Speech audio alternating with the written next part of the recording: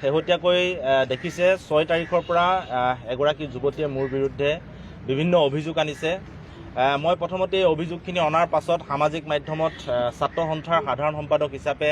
সামাজিক মাধ্যমত মানুহে যিখিনি কথা কৈছে বা সামাজিকভাৱে মোৰ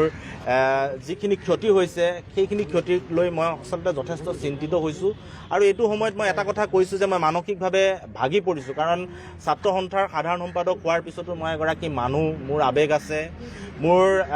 ঘৰত আচলতে অভিভাৱক হিচাপে কেৱল মোৰ মা আছে। মোৰ মা মানসিকভাৱে ভাগি পৰিছে, মই মাক লৈ চিন্তিত। একে সময়তে যিগৰাকী যুৱতীয়ে তেখেতে ভৰ্তি হৈ আছে GMCত, সেই যুৱতীগৰাকীৰ স্বাস্থ্যক লৈ মই চিন্তিত হৈ আছোঁ। আৰু মই মানুহ হিচাপে যথেষ্ট চিন্তিত হৈছোঁ, আৱেগিক হৈছোঁ, আৰু এই গোটেই কথা বতৰাবিলাক মই গম্ভীৰভাৱে লৈছোঁ। আৰু আপোনালোকক স্পষ্টকৈ কওঁ, কাৰণ মই প্ৰতিটো মুহূৰ্ততে সামাজিক ক্ষেত্ৰত হওক, ব্যক্তিগত ক্ষেত্ৰত হওক, মই সদায় যিবিলাক কথা কওঁ সদায় স্পষ্টকৈ ক'বলৈ চেষ্টা কৰোঁ। আৰু আজিও মই যিখিনি কথা ক'ম আপোনালোকক স্পষ্টকৈ ক'ম। আৰু মই প্ৰথমতে মোৰ এই বিপদৰ মুহূৰ্তত মানসিকভাৱে ভাঙি পৰাৰ সময়ত বহু লোকে মোক মানসিকভাৱে সহায় কৰিছে, মানসিকভাৱে মোক সক্ৰিয় হৈ থাকিবৰ কাৰণে, সুস্থ হৈ থাকিবৰ কাৰণে বহুতে মোৰ কাষত থিয় দিছে। মই প্ৰথমতেই সেইসকলক ধন্যবাদ জ্ঞাপন কৰিছোঁ, আৰু যিসকলে ধনাত্মক সমালোচনা কৰিছে সেইসকলকো ধন্যবাদ জ্ঞাপন কৰিছোঁ। আৰু প্ৰথম কথাটো হৈছে যে যিগৰাকী যুৱতীয়ে মোৰ বিৰুদ্ধে অভিযোগ উত্থাপন কৰিছে, সেই যুৱতীগৰাকীৰ সৈতে প্ৰেমৰ সম্পৰ্ক থকাটো মই এক অকপতে স্বীকাৰ কৰোঁ, যে এই যুৱতীগৰাকীৰ সৈতে মোৰ প্ৰেমৰ সম্পৰ্ক আছিল। আৰু মই ভাবোঁ প্ৰেমৰ সম্পৰ্ক থকাটো কোনো অপৰাধ নহয়। আৰু 21 চনত মই যুৱতীগৰাকীৰ সৈতে চিনাকি হৈছিলোঁ বিশ্ববিদ্যালয়ত পঢ়ি থকাৰ সময়ত। এখন বিশ্ববিদ্যালয়ৰ মিটিঙলৈ যাওঁতে যিখন ফটো সামাজিক মাধ্যমত প্ৰকাশ পাই আছে, সেই ফটোখন যিদিনাখন উঠিছিলোঁ সেইদিনাখন কিন্তু যুৱতীগৰাকীক মই চিনি নাপাওঁ। তাৰ পৰৱৰ্তী পৰ্যায়ত যুৱতীগৰাকীৰ লগত মোৰ চিনা পৰিচয় হৈছে, আমি প্ৰেমৰ সম্পৰ্কত আছোঁ, এই কথাটো সত্য। যোৱা এবছৰ ধৰি আমাৰ মাজত সংঘাতৰ সৃষ্টি হৈছিল, আৰু সংঘাত সৃষ্টি হোৱাৰ পাছত লাহে লাহে সেই সংঘাতটো বাঢ়ি গৈছিল। আৰু যুৱতীগৰাকীয়ে কোৱাৰ দৰে 6 মাহ ধৰি মোৰ তেওঁৰ লগত কোনো ধৰণৰ সম্পৰ্ক নাই। আৰু তেওঁ যিখিনি কথা কৈছে মোৰ ঘৰৰ মানুহৰ লগত কথা বতৰা আটাইখিনি কথাই সত্য। তেওঁ মোৰ মাৰ লগতো কথা পাতিছে, আৰু তেখেতে যিখিনি কথা কৈছে মই এই কথাখিনি অকপতে স্বীকাৰ কৰিছোঁ। আৰু এবছৰৰ পৰা যিটো সংঘাত হৈছে সেই সংঘাতটো আচলতে সঁচা। আৰু 6 মাহ ধৰি যুৱতীগৰাকীয়ে কোৱাৰ দৰে যি ধৰণৰ যোগাযোগ নাছিল, মোৰ 6 মাহ ধৰি কোনো ধৰণৰ যোগাযোগ নাছিল। আৰু এই বিষয়টোৰ পৰা আচলতে আঁতৰি হোৱা হৈছিল। আৰু হঠাৎ 6 মাহৰ পাছত এইদৰে গোটেই কথাখিনি বিস্ফোৰক যিখিনি কথা আনিলে বা অভিযোগ আনিলে, এই কথাখিনিক লৈ মই আচৰিত হৈছোঁ, মই চিন্তিত হৈছোঁ। আৰু মই এটা কথা কৈছোঁ যে প্ৰেমটো হৈছে এটা বিশ্বাসত বিচ্ছেদ থাকিব পাৰে, কিন্তু সেই বিশ্বাস বা সেই বিচ্ছেদক লৈ আমি ব্যক্তিগত পৰ্যায়ৰ গোটেই কথা বতৰাবিলাক সামাজিকভাৱে কেনেদৰে আগবঢ়াই লৈ যাম সেই কথা বতৰাখিনি আচলতে মই নাজানো। আৰু হয়তো শংকৰজ্যোতি বৰুৱা, মই ছাত্ৰ সন্থাৰ সাধাৰণ সম্পাদক নোহোৱা হ'লে এই বিষয়বিলাক ইমান নাপালেহেঁতেন। যিহেতু মোৰ গাত সামাজিক দায়বদ্ধতা আছে, তাৰ কাৰণে গোটেই বিষয়বিলাক ৰাইজে সক্ৰিয় হৈছে, গতিকে মই সেই বিষয়ত বেয়া পোৱা নাই। কিন্তু এটা কথা মই আপোনালোকক কৈছোঁ যে যেতিয়াই যুৱতীগৰাকীয়ে এইবোৰ অভিযোগ আনিছে, অভিযোগ অনাৰ পিছত তেখেতে এজাহাৰ দাখিল কৰিছে, আৰু সেই এজাহাৰৰ কপি মই যেতিয়া ফেচবুক বা আন মাধ্যমত পাইছোঁ, মই লগে লগে ন্যায়ালয়ৰ কাষ চাপিছোঁ। আৰু তেওঁ এজাহাৰত যিবোৰ কথা উত্থাপন কৰিছে সেই কথাবোৰৰ সন্দৰ্ভত মই যুক্তি সহকাৰে ন্যায়ালয়ত মোৰ কথাবিলাক কৈছোঁ। আৰু 6 তাৰিখে যুৱতীগৰাকীয়ে এজাহাৰ দিছিল, আৰু মই 7 তাৰিখৰ দিনাখনে মোক কোৰ্টে অগ্ৰিম জামিন দিছে। শনিবাৰ দিনাখনে মোক জামিন দিছে, এইটো জামিনৰ কপি, ইয়াত গোটেইখিনি কথা লিখা আছে। লগে লগে মোক অগ্ৰিম জামিন দিছে, আৰু তাই যিখিনি অভিযোগ উত্থাপন কৰিছে মোৰ ওপৰত, সেই অভিযোগখিনিৰ ভিত্তিতেই মই জামিন লাভ কৰিছোঁ। আৰু 7 তাৰিখে জামিন পোৱাৰ পিছতো মই কিন্তু থানাত গৈ জামিনৰ কাগজখন যোৱাকালি দিছোঁ, কালি গৈ মই জমা কৰিছোঁ। আৰু পৰৱৰ্তী যিসমূহ কেছ, এতিয়া যদি আপোনালোকে সোধে সংঘাত কিয় হ'ল, কি নহ'ল, এই গোটেইখিনি আচলতে ব্যক্তিগত কথা। আৰু যিহেতু এতিয়া কেছটো ন্যায়ালয়ৰ মজিয়ালৈ গ'ল, ন্যায়ালয়ৰ মজিয়ালৈ যোৱাৰ পিছত মোৰ যিখিনি বক্তব্য ক'বলগীয়া আছে, আমাৰ কিয় সংঘাত হ'ল, সংঘাত কেনেকৈ আৰম্ভ হ'ল, কি কাৰণে আঁতৰি আহিবলগীয়া হ'ল, এই গোটেই কথাখিনি মই ইতিমধ্যে অগ্ৰিম জামিন লওঁতেই ন্যায়ালয়ক জনাইছোঁ। আৰু ইয়াৰ পিছৰ পৰ্যায়ত 21 তাৰিখটো পৰৱৰ্তী তাৰিখ হিচাপে নিৰ্ধাৰণ কৰিছে। গতিকে তাৰ পৰৱৰ্তী পৰ্যায়তো মোৰ যিখিনি ক'বলগীয়া, সেই ক'বলগীয়াখিনি মই নিশ্চিতভাৱে মই ন্যায়ালয়ৰ মজিয়াত ক'ম। আৰু আশা ৰাখিছোঁ এই মুহূৰ্তত সকলোৱে আমাক সহায় সহযোগ কৰিব। বিপদ আহিছে, এই বিপদক মূৰ পাতি লৈছোঁ, আৰু মই কোনো কাৰণতে এই কথা বতৰাবিলাক অস্বীকাৰ কৰা নাই। আৰু কিন্তু যিখিনি কথা বতৰা কৈছে যে প্ৰতাৰণা কৰা আন কৰা যিখিনি অভিযোগ আনিছে সেইসমূহ কিন্তু অভিযোগ সেই অভিযোগসমূহ এতিয়ালৈকে প্ৰমাণিত হোৱা নাই প্ৰমাণ কৰিব আদালতত মোৰ যিখিনি ক'বলগীয়া মই সেইখিনি আদালতত দিম আৰু মই এটা কথা জানো যে যুৱতীগৰাকীৰ লগত মোৰ প্ৰেম আছিল সেই কথাটো মই অকপতে স্বীকাৰ কৰিছোঁ আৰু সেই প্ৰেম যেতিয়া আছিল তেতিয়া আমাৰ মাজত যি মধুৰ সম্পৰ্ক আছিল সেই সম্পৰ্কক মই আজিও শ্ৰদ্ধা কৰোঁ আৰু সেইকাৰণে কি কাৰণে সংঘাত হ'ল সেই কথাখিনি মই ৰাজহুৱাকৈ ক'ব বিচৰা নাই ৰাজহুৱাকৈ কৈ মই কাৰো আচলতে কোনো ধৰণৰ ব্যক্তিগত আক্ৰমণ কৰিব বিচৰা নাই আৰু কোনোবাই যদি মোক ৰাজহুৱাকৈ বিভিন্ন সামাজিক মাধ্যমত যুৱতীগৰাকীয়ে যদি ৰাজহুৱাকৈ মোক আচলতে বিচলিত কৰি বা বিভিন্ন ফটো আন বিষয়সমূহ ৰাজহুৱাকৈ তেখেতে প্ৰকাশ কৰি যদি তেখেতৰ মানসিক ভাৰসাম্য মানসিক পৰিস্থিতি ভাল নহয় বুলি কৈছে আৰু এই ধৰণৰ কাম কৰিলে যদি মানসিক পৰিস্থিতি ভাল হয় তেতিয়াহ'লে মোৰ তাত আপত্তি নাই কাৰণ মই এতিয়া ন্যায়ালয়ৰ দ্বাৰস্থ হৈছোঁ উকিলৰ লগত কথা বতৰা পাতিছোঁ আইনজ্ঞৰ পৰামৰ্শ লৈছোঁ ইতিমধ্যে অগ্ৰিম জামিন পাইছোঁ পৰৱৰ্তী যিসমূহ বিষয় যিখিনি এভিডেন্স থাকিব যিখিনি মোৰ কথা বতৰা ক'বলগীয়া থাকিব সেই কথা বতৰাখিনি মই ন্যায়ালয়ত ক'ম কাৰণ ৰাজহুৱাকৈ কোৱা কথা বতৰাখিনিয়ে কোৰ্ট অফ কণ্ডেম হ'ব ন্যায়ালয়ক অৱমাননা কৰা হ'ব গতিকে মোৰ সকলো তথ্য মই ন্যায়ালয়ত দিম আৰু যিয়ে আচলতে আইনী প্ৰক্ৰিয়াত যুঁজ দিব বিচাৰে এই যিসমূহ তথ্য থাকে সেই তথ্যসমূহ ন্যায়ালয়ত দিবৰ কাৰণে ব্যৱস্থা গ্ৰহণ কৰিব লাগে সামাজিক মাধ্যম বা আন জৰিয়তে মানুহৰ ব্যক্তিগত যি ধৰণৰ আচলতে হানি কৰাৰ চেষ্টা কৰে এই ধৰণৰ কথা বতৰাবিলাক মই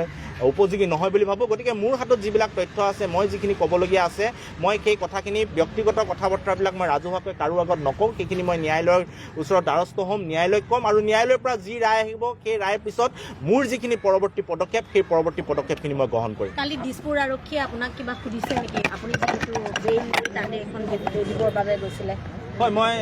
কোৰ্টৰ পৰা যেতিয়া বেইল পোৱা যায় সেই বেইলখন থানাত জমা দি এটা ৰিচিপ্ট কপি আনিব লাগে আৰু মই সেই ৰিচিপ্ট কপিটো আনিবলৈ গৈছোঁ আৰু ৰিচিপ্ট কপিটো আনিবলৈ যাওঁতে মোৰ পৰা ষ্টেটমেণ্ট লৈছে গোটেই ঘটনাটোত কি ঘটনা সংঘটিত হৈছে আৰু মই যিখিনি কথা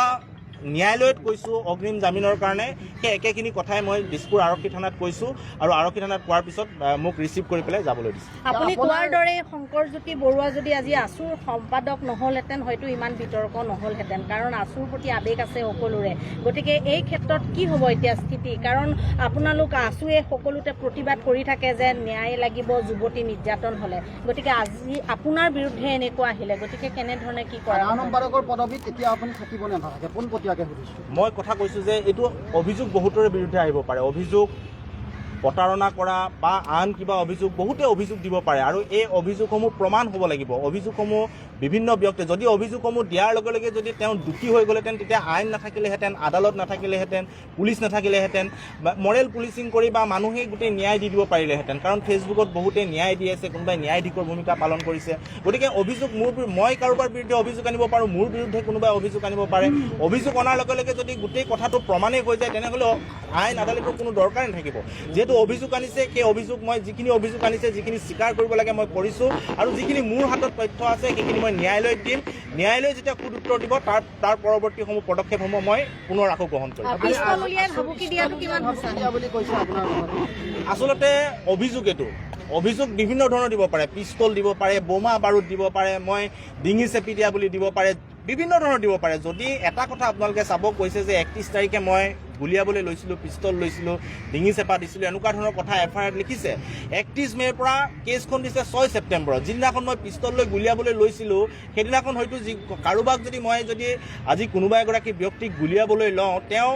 লগে লগে পলাই থানালৈ যাব নে 3 মাহৰ পিছত তেওঁ থানালৈ যাব এই প্ৰশ্নটো আচলতে সকলোৱে কৰা উচিত আৰু মই এইখিনি কথা মই কৈছোঁৱে যে মই এইখিনি কথা কোৰ্টত বা যুক্তিৰে যিখিনি কথা ক'ব লাগে মই সেইখিনি কথা কোৰ্টত ইতিমধ্যে কৈছোঁ পিষ্টল বোমা বাৰুদ বিভিন্ন কথা ক'ব পাৰে সেইবিলাক অভিযোগ সেই অভিযোগবিলাক সত্যতা প্ৰমাণ কৰিব ন্যায়ালয়ে গতিকে ন্যায়ালয়ৰ ওপৰত মোৰ আস্থা আছে ভৰসা আছে ন্যায়ালয়ে যিদৰে অগ্ৰিম জামিন দিছে গোটেই বিষয়টোত মই জয়ী হ'ম আৰু জয়ী হোৱাৰ পিছত এই যিবিলাক আচলতে সামাজিকভাৱে মোক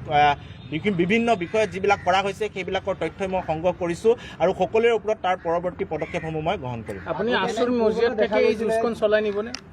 আছুৰ মজিয়াত মই থাকিম বা আছুৰ মজিয়াত কি হ'ব গোটেই কথা বতৰাখিনি এতিয়াও আলোচনা হোৱা নাই কাৰণ বেল লোৱাৰ পিছত গোটেই প্ৰক্ৰিয়াটো মই বেল প্ৰক্ৰিয়াত আছিলোঁ ন্যায়ালয়ত যুঁজ দি আছিলোঁ আৰু আমি এতিয়া আলোচনাত বহিম আলোচনাত বহাৰ পিছত আচলতে গণতান্ত্ৰিকভাৱে চলা এটা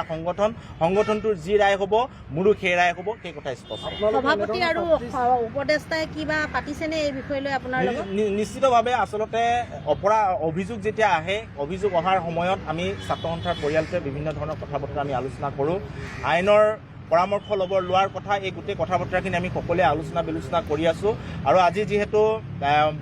অগ্ৰিম বেল মই 7 তাৰিখে পাইছোঁ 7 তাৰিখে পোৱাৰ পিছত মই কালি থানাত গৈ অগ্ৰিমখন জমা দিছোঁ আজি মই আপোনালোকৰ আগত গোটেই কথাখিনি বিৱৰি কৈছোঁ আৰু ইয়াৰ পিছত ছাত্ৰ সন্থাৰ মজিয়াৰ যিটো আচলতে আমাৰ ভিতৰুৱা কথা বতৰা এইখিনি আমি কথা বতৰা পাতিম আৰু পৰৱৰ্তী সময়ত যি পদক্ষেপ গ্ৰহণ কৰে সংগঠনটোৰ মজিয়াত সেই কথা বতৰাখিনি আপোনালোকে নিশ্চিত বহুতে কৈছে আছু সুৰক্ষিত নহয় নেকি ছোৱালী এতিয়া কাৰণ তেওঁৰো আছুৰে সদস্য তেওঁ ভিপি আছিল গতিকে এই ক্ষেত্ৰত কি ক'ব বিচাৰিব নহয় আচলতে চাওক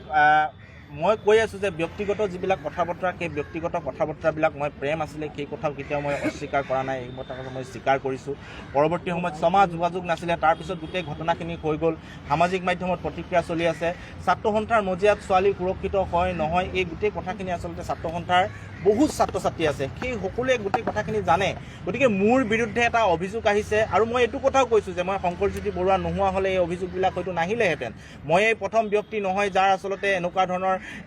প্ৰেমত আচলতে সংঘাত হৈছে এনেকুৱা মই প্ৰথম ব্যক্তি নহয় কিন্তু এই গোটেই কথা বতৰাবিলাক যিহেতু এতিয়া আহিছে আৰু কি কাৰণে সংঘাতটো আৰম্ভ হ'ল এইবিলাক ব্যক্তিগত কথা অন্ততঃ মই যুৱতীগৰাকীৰ বিৰুদ্ধে বা গৈ এইখিনি কথা মই সামাজিক মাধ্যমত ক'ব বিচৰা নাই এইখিনি কথা মই আইনৰ আগত ক'ম আৰু মোৰ আইনৰ ওপৰত বিশ্বাস আছে গোটেই কথা বতৰাখিনি আইনে এটা নিৰ্দিষ্ট পথ ল'ব আৰু মই জয়ী হ'ম আৰু ইয়াৰ পৰৱৰ্তী পদক্ষেপ মই তাৰ পিছত গ্ৰহণ কৰিম উচতনি দিয়া যেন লাগে নেকি আপোনাৰ সামাজিক ক্ষেত্ৰত শংকৰজ্যোতি বৰুৱা বুলি ক'লে সকলোৱে জানে গতিকে কোনোবাই উচতাব পাৰে নেকি যে আছুৰ মজিয়াৰ পৰা এনেধৰণৰ হৈছে যুৱতীগৰাকীৰ সৈতে মোৰ বিভিন্ন ধৰণৰ সংঘাত হোৱা প্ৰায় এবছৰ হৈছে আৰু ছমাহ ধৰি মোৰ যুৱতীগৰাকীৰ লগত কোনো ধৰণৰ মোৰ যোগাযোগ নাই এই কথা যুৱতীগৰাকীয়েও কৈছে আৰু এই কথা ময়ো আপোনালোকক কৈছোঁ গতিকে এই ছমাহত কোনে পৰিচালনা কৰিছে কি কৰিছে মই যুৱতীগৰাকীৰ পৰা কোনো ধৰণৰ তথ্য পোৱা নাই বা মই যোগাযোগ কৰিবলৈ চেষ্টাও কৰা নাই কাৰণ তেওঁ এটা অভিযোগ আনিছে এই অভিযোগটো খণ্ডাব লাগিব খণ্ডাম ক'ত আইনৰ যোগেদি খণ্ডাম গতিকে মই সেই প্ৰক্ৰিয়াটোত ব্যস্ত আছোঁ আৰু যদি কোনোবাই পৰিচালনা কৰিছে বা তেওঁৰ লগত কোন ব্যক্তি জড়িত হৈ আছে এই কথা বতৰাবিলাক মই খুচৰিবলৈ আচলতে চেষ্টা কৰা নাই গোটেই প্ৰক্ৰিয়াটো আইনৰ মজিয়াৰে যাব আইনে যি উত্তৰ দিয়ে যি ধৰণে আগবঢ়াই লৈ যাব সেই ধৰণে যাবৰ কাৰণে চেষ্টা কৰিম দিল্লীত গৈ জেপি নাড্ডাক লগ কৰাৰ পিছৰে পৰা আপোনাৰ ওপৰত সকলোৰে দৃষ্টিগোচৰ হৈছিল এই বিষয়টো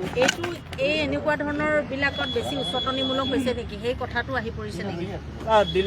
দিল্লী যাত্ৰাটোৰ মূল কথা হৈছে যে দিল্লী যাত্ৰা যেতিয়া গৈছিল আমাৰ এইটো সংগঠনৰ মজিয়াত সিদ্ধান্ত হোৱা যাত্ৰা আছিল এইটো কথা সভাপতি বা মুখ্য উপদেষ্টা সুধিলে আপোনালোকে গম পাব গোটেইটো সিদ্ধান্ত হোৱাৰ যাত্ৰা আছিল আৰু আমি তিনিওগৰাকী তাত উপস্থিত হোৱাৰ কথা আছিল কিন্তু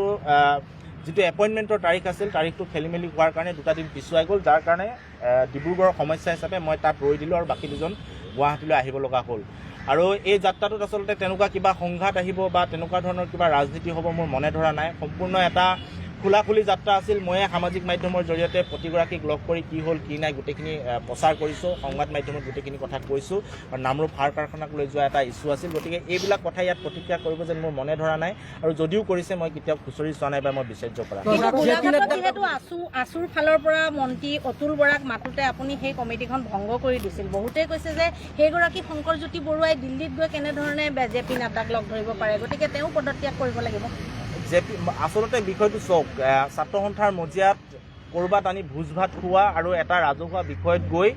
এগৰাকী মন্ত্ৰীক লগ কৰাটো সম্পূৰ্ণ পৃথক এতিয়া বহুতে ভাবি থাকে জেপি নাড্ডা ৰাষ্ট্ৰীয় প্ৰেছিডেণ্ট বা ৰাষ্ট্ৰীয় সভাপতি বুলি কিন্তু জেপি নাড্ডা ফাৰ্টিলাইজাৰ আৰু কেমিকেল মিনিষ্টাৰ হয় তেওঁ স্বাস্থ্যমন্ত্ৰী হয় আৰু আমি যিটো ইছ্যুত গৈছিলোঁ সেই ইছ্যুটো আছিলে যে নামৰূপ সাৰ কাৰখানাটো ৰক্ষা কৰিব লাগে গতিকে নামৰূপ সাৰ কাৰখানা ৰক্ষা কৰিবলৈ হ'লে আমি অমিত শ্বাহৰ ওচৰলৈ গ'লে নহ'ব আমি যাব লাগিব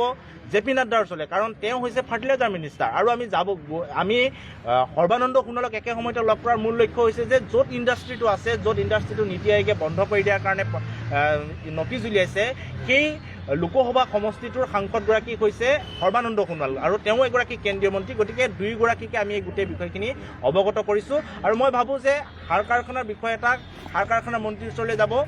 এই বিষয়টোত অমিত শ্বাহৰ ওচৰলৈ কোনো নাযায়। গতিকে এইটো এটা পৰম্পৰা কথা। আৰু মই যদি জে পি নাড্ডাৰ ঘৰত গৈ ভাত খালোহেঁতেন, জে পি নাড্ডাক মাতি আনি অফিচত ভাত খোৱালোহেঁতেন, তেতিয়া বিষয়টো সুকীয়া হ'লহেঁতেন। মই নিজেই গৈ জে পি নাড্ডাক লগ কৰিছোঁ, লগ কৰি পেলাই এখন ফটো প্ৰকাশ কৰিছোঁ, সংবাদ মাধ্যমত গোটেই কথাখিনি কৈছোঁ, আৰু গোটেই কথাটো ছাত্ৰ সন্থাৰ মজিয়াত সভাপতি সম্পাদক সকলোৱে জ্ঞাত হৈ সিদ্ধান্ত অনুসৰি সদৌ ডিব্ৰুগড় জিলা ছাত্ৰ সন্থাৰ আঞ্চলিক পৰ্যায়ৰ কমিটিলৈকে গৈছোঁ। গতিকে তাত কোনো বিতৰ্ক আচলতে হ'বলগীয়া নাই। যদি মই মাতি ভোজ ভাত খোৱালোহেঁতেন তেনেহ'লে কথাটো সুকীয়া হ'ল। জে পি নাড্ডাক লগ কৰাৰ পিছত বা